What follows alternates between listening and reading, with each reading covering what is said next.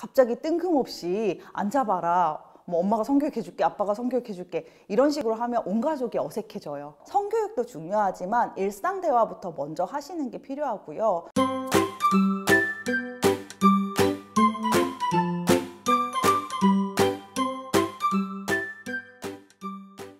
네, 안녕하세요. 통마미님들. 저는 13년차 성교육 강사이고요. 현재 성교육 성상담 전문기관 자주스쿨 대표 김민영입니다. 반갑습니다.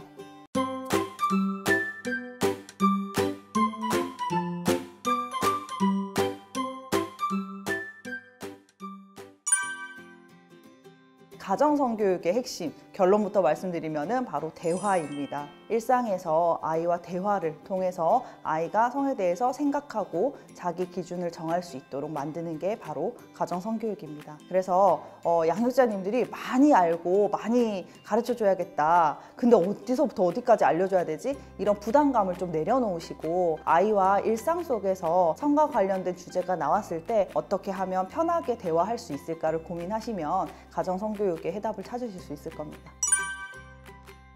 성교육이라는 것은 가치관에 대한 교육이거든요. 그렇기 때문에 아이가 자라는 동안 반복적 주기적으로 아이의 발달 과정에 맞춰서 해주셔야 하는 교육입니다. 아이의 발달 과정에 맞춰서 전 연령에 걸쳐서 해주시는 거다라고 생각을 하시면 되고요.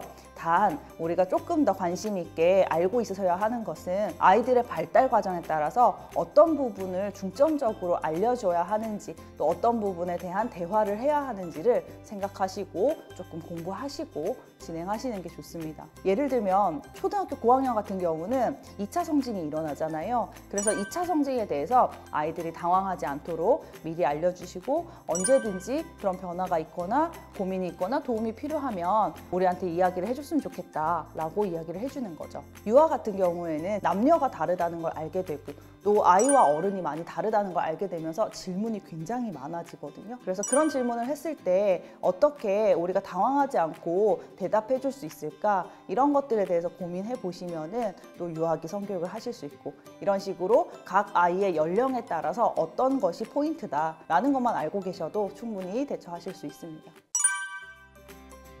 네, 가정성교육은 앞서 말씀드렸다시피 대화이거든요. 갑자기 뜬금없이 앉아봐라. 뭐 엄마가 성교육해줄게, 아빠가 성교육해줄게 이런 식으로 하면 온 가족이 어색해져요. 네. 그렇기 때문에 좀 편안한 집안 분위기를 만드시는 게 먼저 필요하고요. 그리고 또 하나는 우리가 아이들한테 뭔가 설명을 해주거나 아니면 아이와 성에 대해서 대화를 할 때 당황스러운 이유는 우리가 잘 모르거나 생각해보지 않은 것들에 대해서 이야기가 나올 때 당황스럽거든요. 그래서 아이와 대화하시기 전에 양육자님들께서 성에 대해서 어떻게 느끼고 생각하는지 정리하는 시간이 좀 필요합니다. 그래서 생각을 정리하시고 그 다음에 일상 대화 잘 되도록 분위기 만들어 주시고 그 다음에 성에 대한 이야기가 자연스럽게 나왔을 때 대화를 이어가시면 좋습니다.